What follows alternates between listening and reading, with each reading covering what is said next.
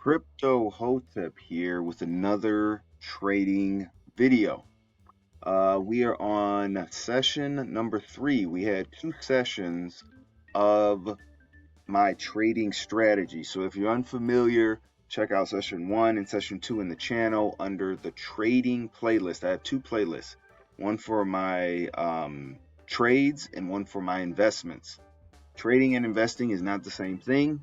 Don't let anybody tell you otherwise. So that's why I separate those two. So we covered a lot on session 1 and 2. So session 1, we can simply go over, we've talked about what Heikin Ashi is. These are these candles right here that we're using.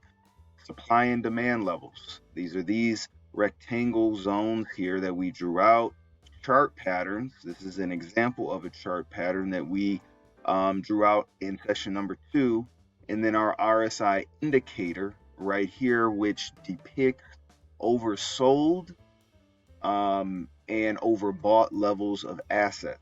So we also talked about that in session 2. And then volume. Volume is right here below. And what does volume tell us about the current price? So now we're going to roll it all in. We're going to go to 6, 7, and 8. So we're going to talk about confirmation. We're going to talk about confirmation, sizing and proper risking on trading, and then either averaging down or up as well. And, I think one other thing we probably could add, let's see, is let's add proper targets.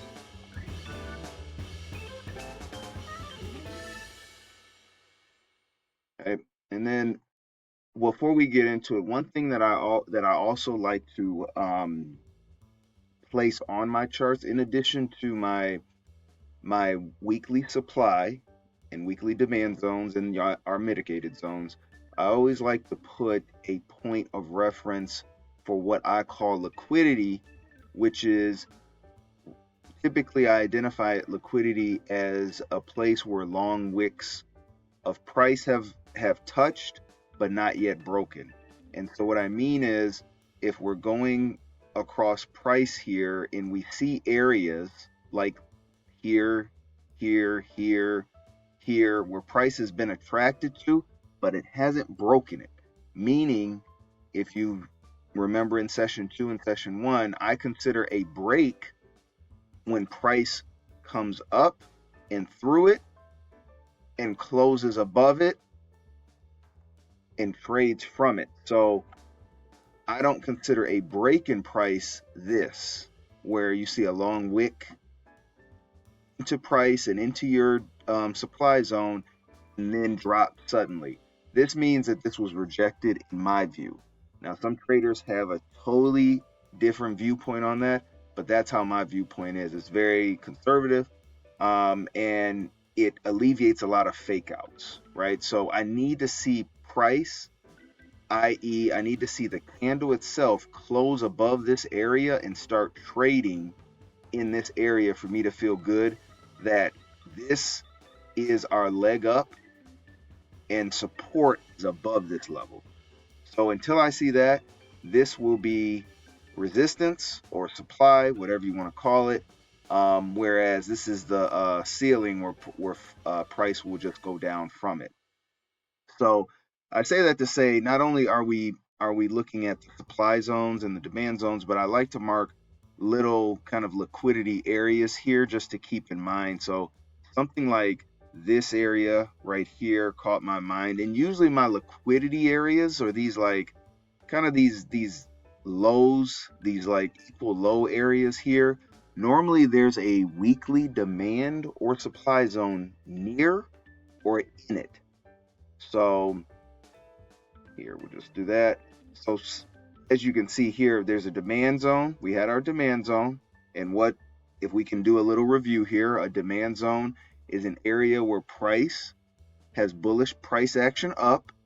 And for us to identify a demand zone, it has to have at least 3 consecutive green candles. 3 consecutive green candles from a bearish down candle. So we have bearish down movement here. And then finally, 1, 2, 3, bullish candles up, and now price is back down here. So this point here caught my eye only because this point is where our demand level is. And then also this was the point where price reversed as well. So this caught my eye here. And so I just placed a point or a horizontal ray on this level right here, just to keep it in mind. Now, as you can see here, price has come down, and we said this in session 2, and price has slowed the bearish momentum. You can also see this on the volume right here. The volume indicator right here at the bottom. You can see the volume bars go down as well with price. So we can see that. We can also see our RSI. Our RSI is below the 50 or the midway point, but it is nearing that almost support level that we drew out where price reversed last time in the RSI fashion, and it is near that area right now. Does that mean 100% that price is going to reverse? No, we don't know. But what we're trying to do when we're trading is we're trying to gather a lot of context clues to feel good about that trade. Okay, so if I'm looking at this trade, I see a potential trade in mind for render. So that's where we go on confirmation. Okay, so confirmation for me, I have to see a bullish doji if price is coming down from a bearish trend, meaning if price is coming down with red candles, I need to see some sort of bullish doji, and this is a bullish doji. We'll zoom in just a little bit here. So this is a bullish doji, this is a bullish doji, and this is a bullish doji here. So a bullish doji is usually with a very slim body and a wick on the top and the bottom. This signifies that there was essentially battling between bears and bulls, and for this one, the bulls won, right? And then bears took over, bullish doji right here, bulls won, right? So that's what I'm trying to see. When I see big downtrends like this, I like to see a bullish doji that showcase that buyers are starting to step in. So that's my confirmation. And Heikin Ashi makes it real easy for that type of confirmation. Whereas regular candlesticks, sometimes you can get a little confused with regular candlesticks, where now you just have a couple things to look at from a Heikin Ashi standpoint, and it makes trading very less stressful, especially when you're trading on the weekly, and you don't have to be so tuned in on the charts. So again, I'm looking for, I drew out my weekly areas or my weekly zones on supply and demand. I drew out my liquidity points, right? I drew out a chart pattern that looks right. My RSI is below 50, which is a good area to buy because you're not buying in a premium. You're buying in a discount, which is below that 50 RSI, which is good. You have bullish or bearish, I should say. You have bearish volume coming down, okay? And then you have this weekly demand level sitting here that hasn't been mitigated until now. So everything's fallen into play. Am I going to place a trade right here, right now? No, absolutely not. Because what could happen is price could say, oh, well, screw your demand zone. I'm going down. Boom. And I'm going to go down right here where there's a potential other demand zone right here. So that's what price can do.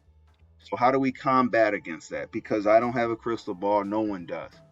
So that's where we have sizing and proper risk. So what I typically do is I get an amount of money that I would like to spend on a specific coin, say for instance render here.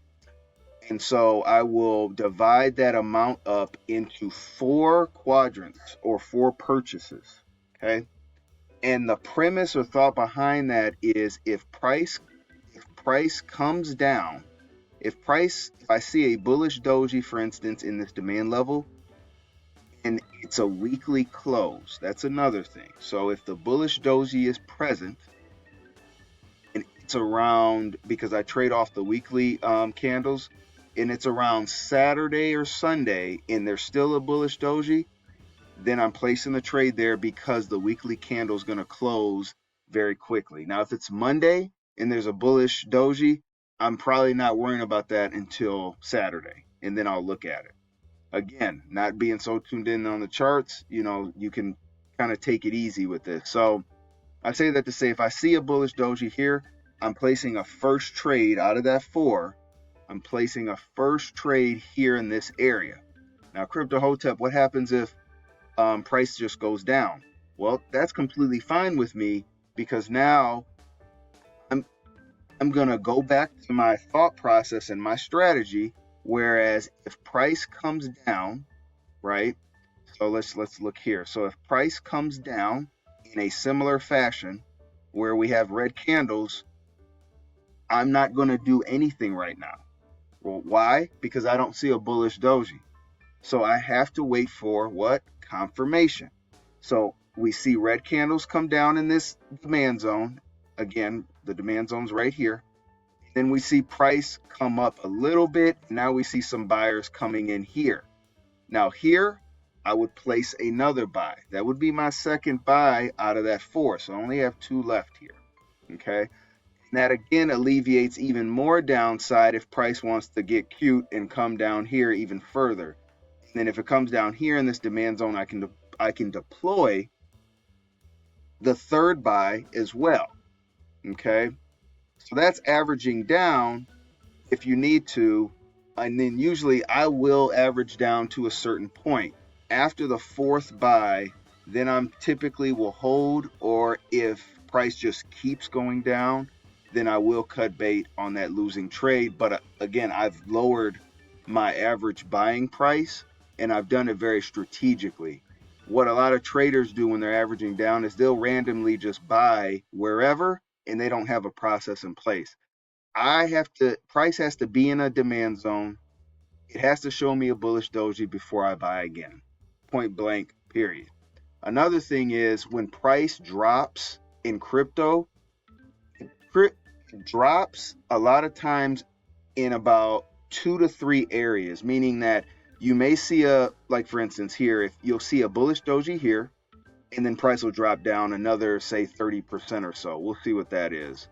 That dropped 53%, goodness. So again, you buy here because this is a bullish doji. Just say for instance there's a demand zone, even though there really isn't. But if there's a demand zone here, you buy here, price comes down, you buy again, you see some bullish pressure here, and you see now a new demand zone has created because we have 3 bullish candles.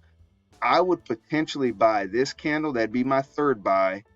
And then price coming down here, I see this, then that would be my 4th buy, and I would hold, and my target would be somewhere in this area.